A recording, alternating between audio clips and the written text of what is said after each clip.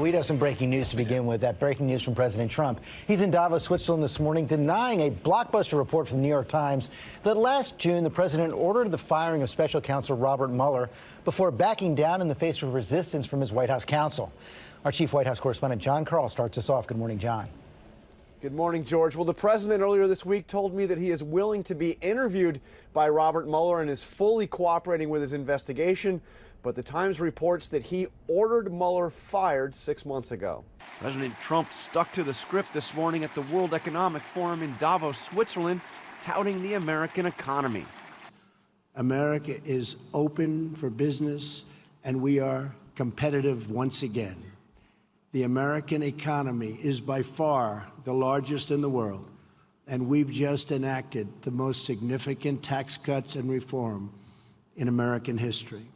Earlier this morning, he insisted he did not try to fire special counsel Robert Mueller. Fake news, folks, fake news. What's your message today? Typical New York Times fake stories. But the Times report is quite detailed, saying President Trump ordered White House counsel Don McGahn to fire Mueller and end the special counsel investigation just 1 month after Mueller was appointed to the job.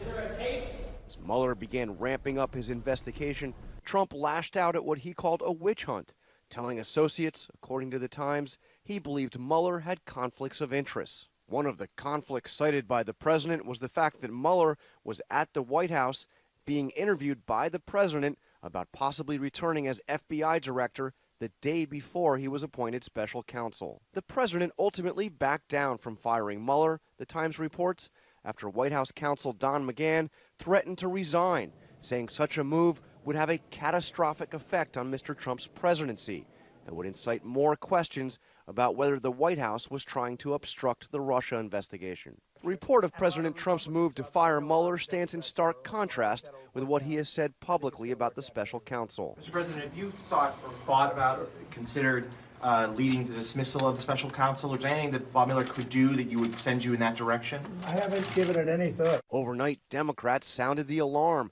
Senator Mark Warner, the top Democrat on the Senate Intelligence Committee, issued a statement saying, quote, firing the special counsel is a red line that the president cannot cross. Although the president backed down from firing Mueller, he still harbors doubts about the investigation, as he made clear when he spoke with reporters at the White House Wednesday night. Do you think Robert Mueller will be fair to you in this larger investigation? We're going to find out.